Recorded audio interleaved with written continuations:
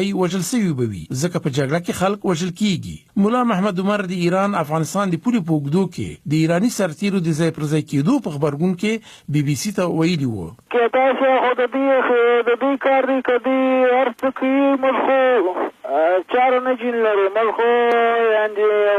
یو قوي پیره به لا زه پر بهادر باندې دوی د لاسه نه وکړم هغه په دې خاطر باندې که دوی بیا دا موږ نه وایي چې ایران به بیخي هېڅ ونه کړي شاید یو څه به وکړي خو نو بیا به آینده سرنوشت به نو بیا څنګه وي د ایران خو نو چې اوس مې ورسېږي بیا تر اصفهانه پورې د عراق ما څه ګزاره وکړي هر څونه چې مې وس هغه ورسره ختموم. مولا محمد عمر مجاهد په 1959 کال کې د کندهار د ډنډ ولسوالۍ یو بزګره کورنۍ کې زو کړی و لا ډیر کوچنی و چې پلار یې ومړ. د پخواني شوروي اتحاد لخوا د افغانستان د اشغال په مهال د هم د جهاد لیکو ته ور شامل سو او د مولوي محمد نبی محمدي د حرکت انقلاب اسلامي له مجاهدینو سره د روسانو پر ضد وسلوال جهاد پیل کړ.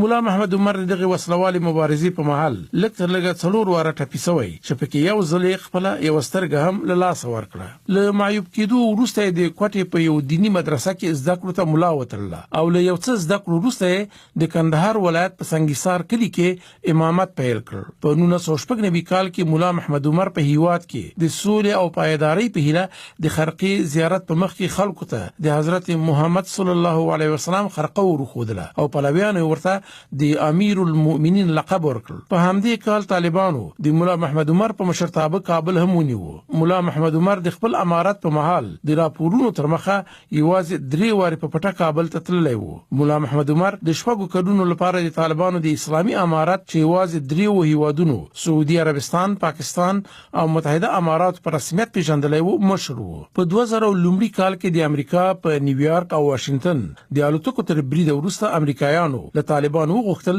چې د القاعده مشر اسامه بن لادن ورته وسپاري. په لومړي سر کې طالبانو د هغه ورسپارلو ډډه وکړه او له امریکای نه په دغه برید کې د القاعده د لاس لرلو لپاره د شواهد غوښتنه وکړه چې امریکایانو ورته شواهد وړاندې نه کړل. خو وروسته بیا په دې سلا شول چې هغه به یو درېمګړي هیواد ته وسپاري خو امریکایانو د دوی دغه وړاندیز ونه مانه او نه هم داسې یو هیواد پیدا سو چې اسامه بن لادن ته پناه ورکړي. بل اخره امریکایانو د شمالي ټلوالي په ملتیا د 2000 کال د اکتوبر په اومه په افغانستان برید پیل کړ چې ورسره نږدې یوې میاشتې مقاومت نه وروسته د طالبانو حکومت رنګ او مولا محمد عمر له قندهار ووت او په یو نامعلوم ځای کې ځان پټ کړ.